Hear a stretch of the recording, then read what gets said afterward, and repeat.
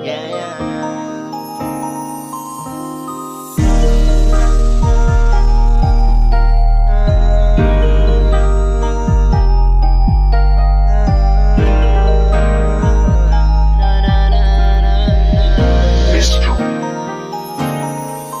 Alam ko naman na hindi na to tama, pero salamat pa rin dahil nangyari.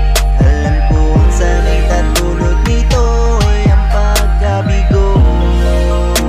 Purchase your tracks today. Parehas lamang tayong nangihinayang sa mga panahon natin na sinayang. Sinabi ko na huli na ang lahat para maayos pa to. Malamig na naman ang ihip ng hangin, diba?